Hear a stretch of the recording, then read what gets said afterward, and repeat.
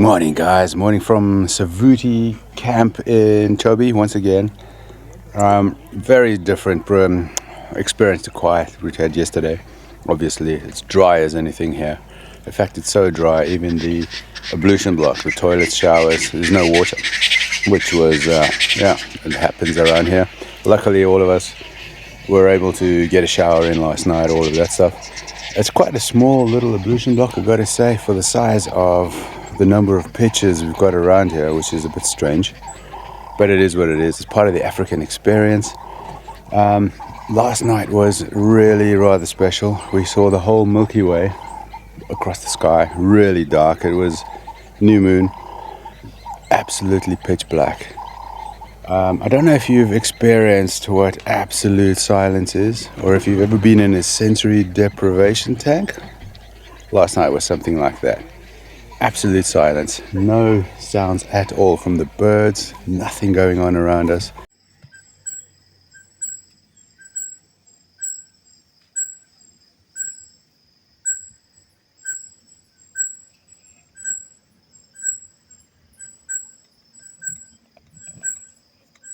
Just absolutely pitch black and absolute quiet.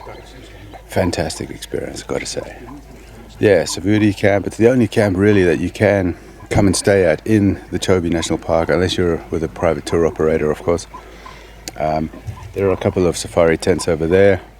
There's a pretty good gate there. There's a tuck shop which you can get some cold beers at, and a little curio shop. So it's quite a lot more touristy than we were used to. We've been camping like solo, just our little group, for quite a while now. And now to come into this, it's quite a shock. Imagine what Chobe Safari Lodge is going to be like. Anyway, look at this place. Fantastic area. Quite a lot of open areas, like dry, open savannas. You got the trees in the background. That's patchy. We went to the baobab forest yesterday as well, which was quite nice. A couple of, I think about 10 or 12 old baobab trees. And when I'm talking about old, I'm talking about 1,000 years old. Almost as old as Vic over there. So yeah, man. Also, we try to have a look at Quarry Hill, but these are rental cars. I'm not going to tear the back bumper off that, just for a quick view of the hill. And then we went to Harvey's Pans. Yeah, that was quite an open area as well. A little bit of water there. A couple of nice, really big, massive buffalo sightings there, which was really nice. So yeah, now we're going to head up to Goha Gate, and then that little cut line along the Chobe Forest Reserve. Chobe Forest Reserve, which is kind of like a sand forest, as we mentioned previously in a different video. And then up to Kasane, and probably we'll carry on and follow the river this time, instead of taking the main road back to Kasane as well, which is going to add another couple of hours to our journey, but totally worth it. So yeah, SAVUTI camp, it's a different experience. It's very dry, very hot out here. At least it cooled down a lot during the night, and now it's quite nice and very good to drink a cup of tea and watch how the morning develops around us.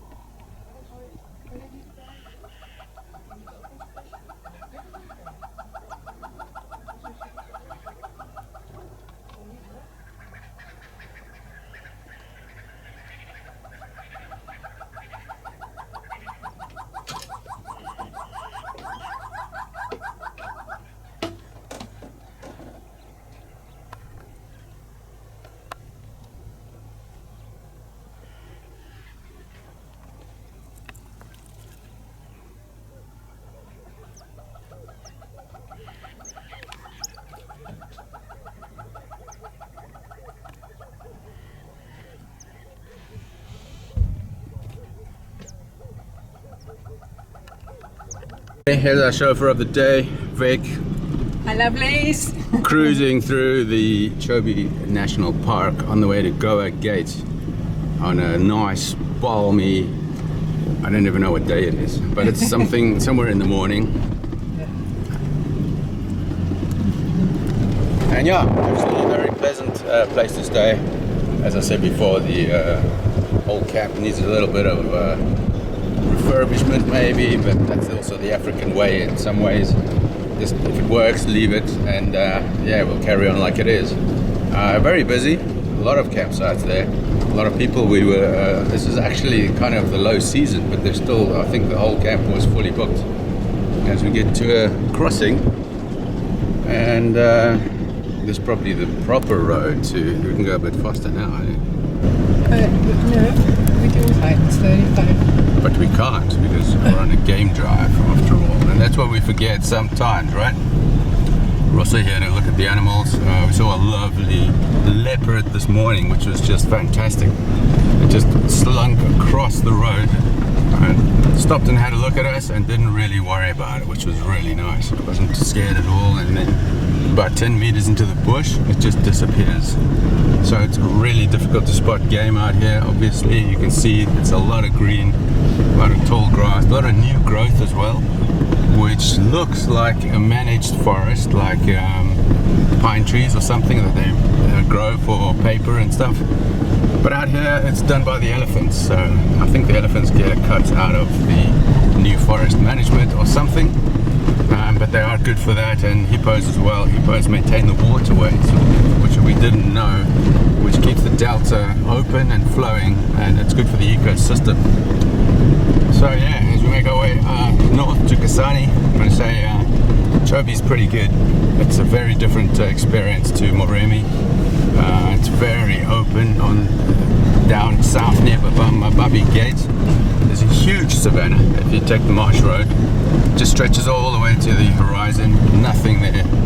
And the animals obviously were much smarter than we were. As I've said before as well, they take a siesta during the heat of the day while we're trying to cruise to get to our camp.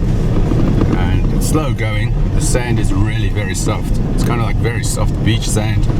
And when it gets really hot during the day, it gets even softer. It's got talcum powder, and it just offers no traction at all.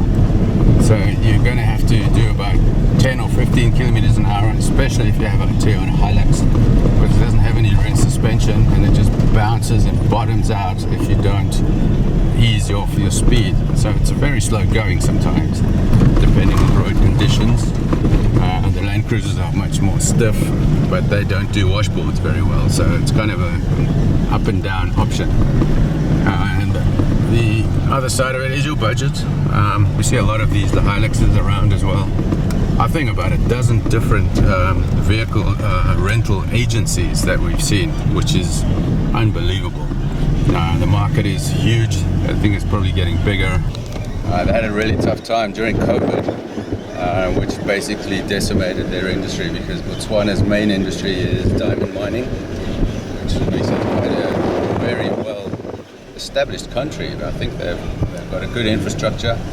It's very safe around here, and for a small amount of population, they've actually done really well for themselves. The other side is the tourism. Tourism is their second biggest economic growth engine, I would say. So with COVID, nobody was about to travel. A lot of the locals around Maun, Kasane especially, they really had it tough because there were no tourists allowed to come for a year or maybe two. So it's picked up a lot now, which is good for them. Happy to hear that they are back and established again. So yeah, Botswana, very fascinating country. We did a cultural tour in Maun as well, which was very interesting. It showed us a little bit of how things go there. They're very proud of their appearance. They do a lot of work to clean their shoes, which is quite something. Especially in this dust. Especially with all this dust around, I suppose. And their cars. A lot of car washes, which was also actually like set up from the COVID era, because a lot of people started their own business, and the car washes have grown into like the social point in Maun, in any village, I suppose. And what they do there is they go and park their car, have a car wash, but at the car wash there's a tuck shop. You can get something to eat, you can have a haircut, you can shine your shoes, and there's even a pool table outside in the dust under a tree where you can play some pool, which is really nice. And you can catch up with all the daily things that are going on in town. So yeah, very good that. And then we had some basket weaving. We tried to do that. Obviously we were no good. These guys are very, very clever how they do all the weaving and stuff. It was quite interesting, and they do a lot of the help for the young ladies in particular, to help them get some work, help them get some training, a bit of education, a bit of support as well, which is very nice. And in that way the tourism industry helps everyone on every level. The other one was the markets. There's a lot of market stalls out there which are kind of informal. The government gives you a permit, but they don't really pay taxes as such, as far as I understood it. So it's kind of legal, but it's informal, if that makes sense. And if I'm wrong, correct me down below as well. And after that we had a little lunch as well, which is quite nice. A bit of pap, which was good, which is kind of like a maize meal, a stiff porridge, and they had some meat, I think it was chicken, and a bit of gravy and some pumpkin. And that's basically just a little taster of what they would normally eat.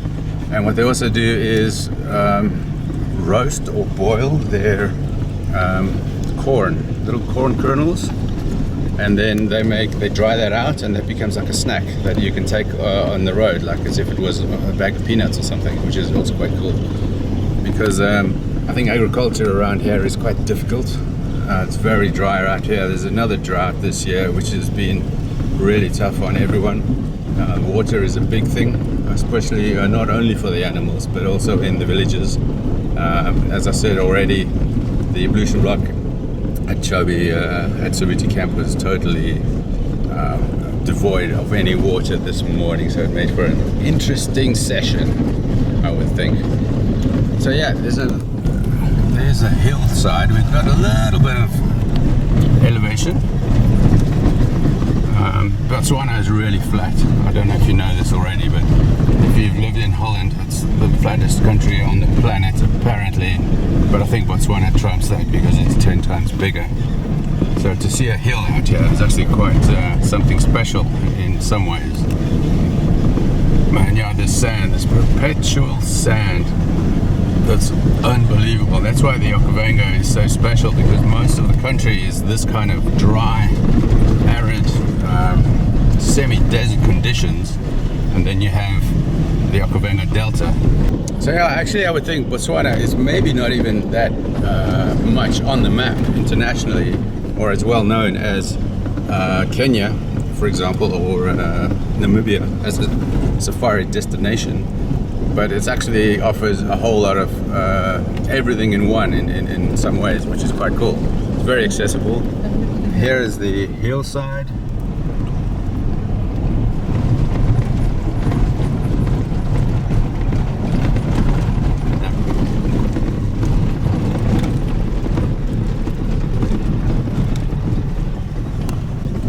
This is the zen of driving.